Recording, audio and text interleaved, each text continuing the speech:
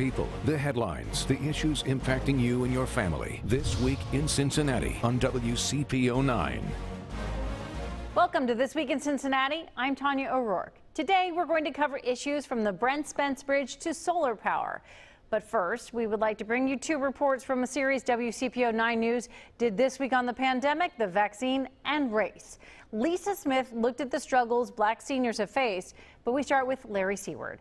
He talked to influencers, popular with millennials and Gen Z, and tapped into the debate you need to see. Club DJ and 101.1 The Wiz on-air personality. Yo, what up, though, man? It's DJ J-Do, the live. Corey and Wilson holds beliefs. I feel like it was a rushed process. About coronavirus vaccine shared by enough peers. I also have my sister in here with me, Miss Tropicana. That friend and fellow DJ, Tropicana, works overtime to remix. Is she on you? Yeah, she's on me heavy. Like, you know what? Just shut up and get the vaccine. And I'm like, wait a minute. We don't know what's going to happen. It don't matter. You're not going to get COVID. I find myself talking about COVID to people every day now because it's just something that I am really passionate about. And I just want to educate my peers so that we can move forward, like, as a community. Every other weekend, Trop co-moderates vaccine town halls, and online, she's anything but shy with her 33,000 Instagram followers, whom she interviewed to give us a sense of the challenge public health officials face vaccinating millennials and zillennials. I want to know your honest opinion. For real, this COVID is something serious. If I wasn't 25, and I could go get that, I would be there. As a realtor, I was essential, so I've been moving around anyway during this whole thing. And, I encounter a lot of people, right? So my mom had heart surgery in October, and I pretty much take care of her. So I don't want to get something and then bring something back to her, I'm getting a whole lot of no's. Y'all don't want to get this vaccine. Do y'all just want to stay in the house forever? Or y'all just really not comfortable with the idea of the vaccine? I can't get no vaccine, though. Why you can't? Tell me why. I think I already had COVID-19 for one, so I think that it's going to be pointless. But vaccines, you can opt out of vaccines and still live. Nobody wants to catch COVID, or nobody's really out here feeling like they're Superman and they can't get it. We got to wait and see the outcome before we just go out and inject the vaccine in our bodies. That's the problem with a lot of young people, where it's like we don't have enough facts to go off of. Once I find out, more information about it and see the effects it has on different people, then yeah, I definitely think about getting it. But right now, it's a no for me. My initial thought was, I don't want to take this vaccine and I don't want to catch COVID. And it was the same thing as everyone else, kind of just looking on social media and saying they coming up with this too fast and, the things that they say. I think that in this culture, we are at a huge battle with misinformation from social media. The doctor who created the vaccine this time is a Black woman. She's 34 years old. She's us. I have a 5-year-old now, and he was born prematurely. I wanted to educate myself so that I could be proactive in protecting my baby. It's so important that you do the research yourself to learn and take advantage of these resources that are available to you. J-Do believes in education and masks, but needs time if he's ever going to change his mind. Larry Seward, WCPO 9 News. The Hamilton County Board of Elections has been one place to go for the COVID-19 vaccine, but some residents are getting their vaccines without even leaving their vehicles. People do fine with the vaccine. Seniors like Barbara Nichols. As long as I don't look at the needle, I'm good. And Vanessa Ty. It seemed like it took us a long time for them to get back to us with the shot, because I had been put in for it, but a lady called me on the phone and told me to come on down. The bus is outside waiting. About 2 buses a week take seniors to the Board of Elections vaccine site. It's one way to close the gap between residents of senior apartment buildings and the vaccine. I made up my mind because I'm an active person. I like to go. And I said, well, maybe if I take it, that would protect me. For many seniors, there are 2 obstacles that keep them from getting the vaccine: transportation and technology. Transportation has been another barrier, and we've been providing from the beginning free transportation for any senior who is unable to get to a vaccine appointment themselves. The Council on Aging is among the agencies working to help seniors get access to the access. Strategies like transportation and registration at their buildings keep them from falling through the cracks. The Urban League has stepped in to help too. We hear about folks that are trying to access the scheduling via online, and the digital divide is really a barrier for a lot of folks in our community. Cinnamon Pelly with the Urban League says they developed this form to connect people to registration. They've turned the information over to local health departments, which has resulted in over 500 vaccine appointments.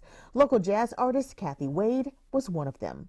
The process with the Urban League, once I signed up, the next thing that I got back was, now pick a time, and this is the location that you're probably going to end up at. Local and national statistics show a disparity in African Americans getting the vaccine. In some cases, it's access barriers. In others, it's trust. There was a lot of angst and fear around not being the target of unscrupulous practices. But those who have gotten the shot are encouraging others. If this is the solution, then we have to step up and take it. Because we can't get to the other side unless we're all getting there together. Lisa Smith, WCPO 9 News.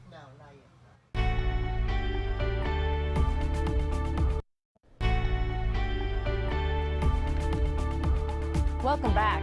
A few weeks ago on This Week in Cincinnati, the president of the Northern Kentucky Chamber of Commerce, Brent Cooper, presented the case for replacing the Brent Spence Bridge and why, after all these years, we could be on the cusp of doing just that. But the mayor of Covington sees it differently. Joseph Meyer says it's clear something has to be done about traffic on that bridge, but says the current plan to replace the Brent Spence would be terrible for his city. We spoke with him about that at length. Current Brent Spence Bridge corridor plan is absolutely devastating to the city of Covington, its residents, and its businesses. Starting with simple things like the scale of the proposed bridges, where basically the plan calls for quadrupling the landing space in Covington for the Brent Spence Bridge. Take that 42-foot concrete pavement bridge that we have and add to it another bridge that's got 128 feet of pavement, and imagine the impact that that has on our Covington community. I-75 many years ago was a severe blow to the integrity of the city, and this pushes it over the edge. And the size of it is one thing, but it's not the only thing. The next issue that's confronting Covington specifically is the whole concept of diversion. We know there will be a lot of diversion during the construction period, and that'll be bad enough. But if tolls are part of the funding equation, then the studies that were performed by the Kentucky Transportation Cabinet indicated that about 77,000 cars each day would get off of I-75 to avoid the tolls. And that large number of cars puts immense stress on our existing infrastructure. And there are no resources to pay for upgrading our infrastructure. And I don't know if you can put a price on the destruction of quality of life. This project is really consists of three parts. The approach in Kentucky to the bridge, that's going to cost about 630 million. The bridges, plural, themselves, about 700 million. And then the Ohio approaches from the Ohio River back to, 1,500 yards, or anyway, a little bit north of the Western Hills Viaduct. That's going to cost well over $1 billion. Okay. Well, if people from Kentucky want to go to downtown Cincinnati, they pay a toll. Okay. If people from Cincinnati want to drive on the most expensive part of this project to go to downtown Cincinnati, they pay no toll. Okay. The local traffic crossing the bridge is 65% Northern Kentuckians. Okay. So, and the plan is that 60% of the tolls derived from crossing the bridge would be paid to Ohio to pay for their share of this project. Now, how on earth is it fair for Northern Kentuckians to bear the brunt of the cost for improving an interstate in Ohio when the people from in Ohio are free riders? They're free riders. They're riding on the back of a project paid for mostly by Kentuckians, and they're not contributing a penny. Yeah, I think that's a horrible and a significant equity issue that needs to be addressed. The current predicament that we're in is the result of years and years of failed planning. You don't put three interstates, I-71, I-74, and I-71 on one single bridge. That is a recipe for disaster. We need to separate I-71 from I-75. And can that be done? Yes, it can. We could take I-71 to I-275, run it over to I-471, and straight over across I-471 to I-71. And that would mean decoupling the Fort Washington Way from I-75. And I will point out that the assumptions that are now, 15, 20 years old are acknowledged to be outdated. The traffic projections for the I-75 bridge are considerably lower than they were 5 or 10 years ago. So much has changed in the way of technology, in the progress of the transportation capacity.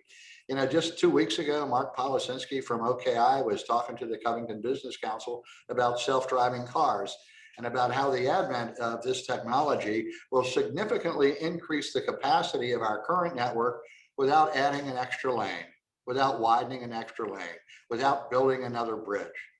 Well, maybe ideas like that ought to be taken into consideration when this project is redesigned. And it absolutely needs to be redesigned because, like I say, we'll start with the basic premise.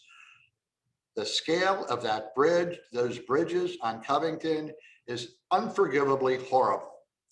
The rest of the nation is reducing the impact of interstates in their urban core, and then this one proposes to quadruple the amount of space that it takes when it lands in Covington. That's not the future, that's the past. This is a decision that we're going to be dealing with for 50, 75 years. Can't we do it right?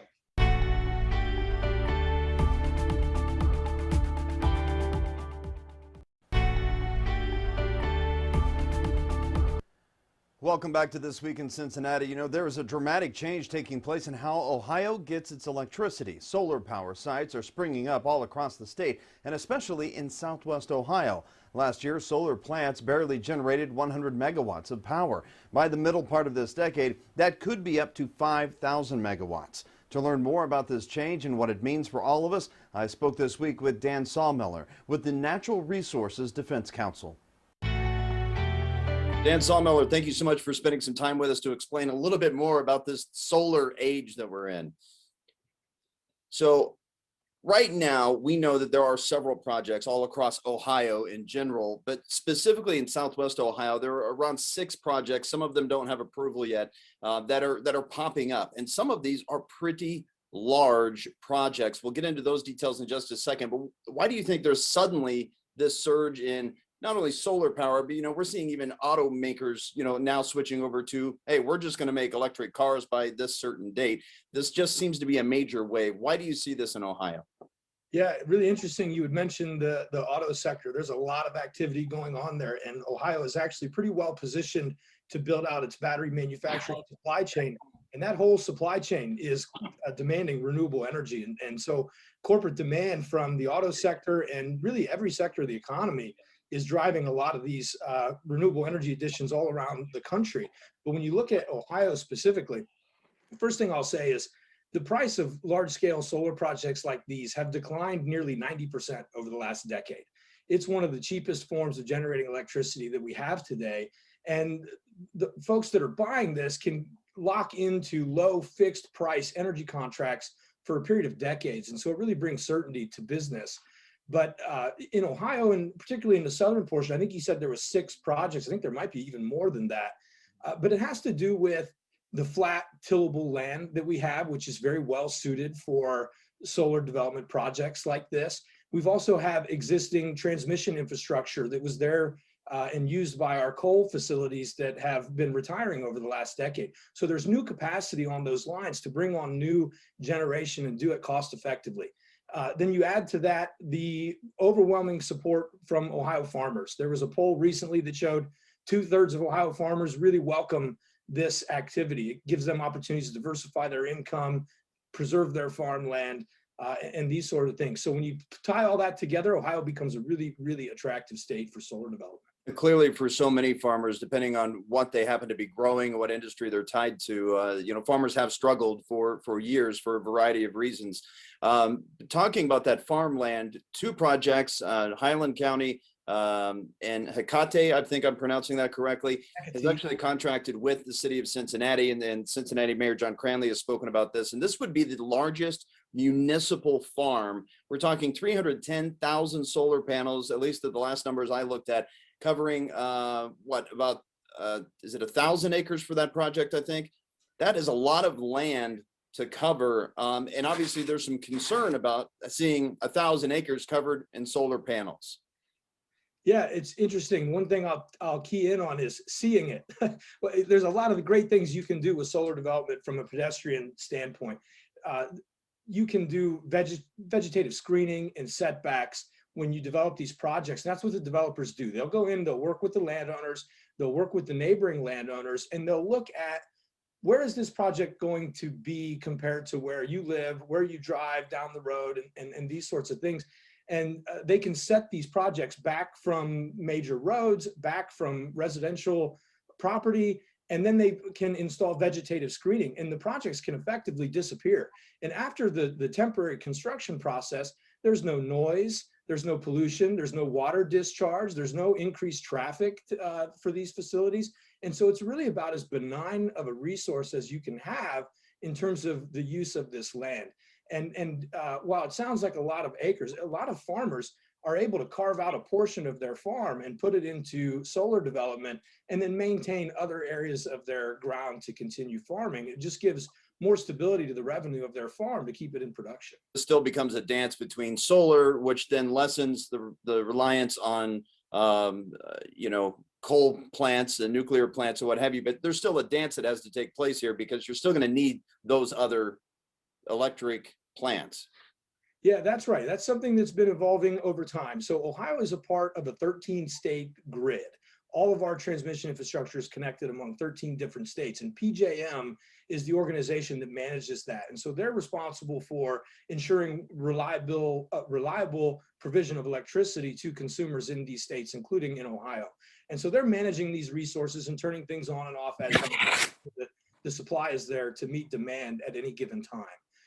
And they carry a pretty healthy reserve margin to make sure that if a plant wasn't operating or wasn't available for any given reason, that there's reserve capacity to continue to meet our demand. But as this grows and this industry continues to proliferate, you're going to see more renewable energy supply, and with battery technology, PJM is able to manage that to make sure that we always have power when we need it. So, Mr. Sawmiller, real quick, what's a website people can go to find out more details about what's going on in Ohio? Well, you can go to, I have a blog that I keep where I try to inform folks on what's going on in this industry. It's at nrdc.org. You can search for my name and find us. And there's also a group in the state called the Utility Scale Solar Energy Coalition. They're at ohiosolarcoalition.com, I believe. And you can get a lot of information about this industry and sort of where they're active on their website. All right. And just to let the viewers know, we did ask the state regulators to speak on this topic as well, but they said they couldn't speak right now due to pending legal proceedings. Mr. Dan Sawmiller, Natural Resources Defense Counsel, thank you so much for spending some time with us here. I know it's been brief, but hopefully folks will seek out some additional information online. Yeah, I appreciate being here. Thank you for inviting me. This Week in Cincinnati, I'll be right back.